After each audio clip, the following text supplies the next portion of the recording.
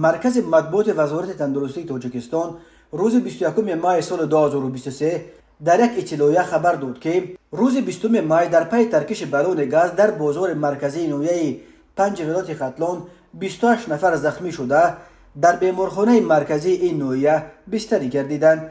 عین حال 8 نفر در شعبه نجات با حالت وزنین بستری می باشند. گفته می شود در اطلاعیه وزارت این یادم چنین خبر داد که با دستور وزیر تندرستی یک هیئت عبارت از متخصصان ارشد این وزارت تحت رهبری معاون وزیر عبدالخالق امیرزاده برای تبابت آسیب دیدگان این حادثه به نویه 5 سفربر کرده شدند. وزارت تندرستی گفت بیمارخانه مرکزی نویه 5 با مواد داروواری، بندوبست و خون پوره تامین کرده شده برای تشخیص و تبابت آسیب دیدگان تمام شرایط مهیا کرده شده است.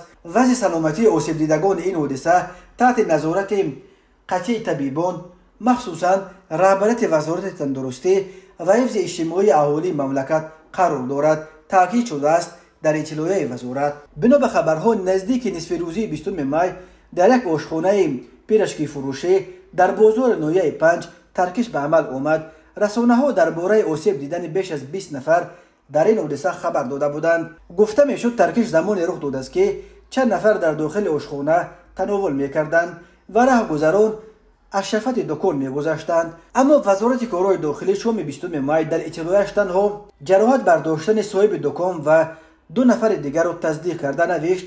20 مای سال 2023 تخمینا ساعت 11:30 در نقطه خوراک‌های تستیار واقع در نویه 5 جماعت شهرک 5 کوچه اکرامی که به شهروند حیدروف حکیم سال تولدش 1958 ساکن امین نویه تعلق دارد در نتیجه رعایت نکردن قاعده‌های بی‌خطری هنگام پر نمودن بالون گاز مایع سوختار به عمل آمده است.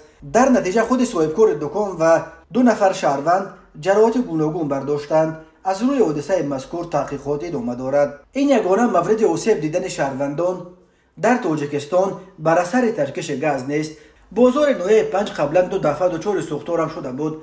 در یک مورد شب 2 ژانویه سال 2021 طور تفتیشات معین کرد یک ساکن این نویه از غایت رشک به همسرش دکانی را که او کار میکرد قصداً آتش زده است و دامنه آتش 14 دکان دیگر را در اطراف نیز فرا گرفت. بار دوم بازار 5 ساعت 3 شب 18 فوریه سال 2023 به کامی آتش رفت.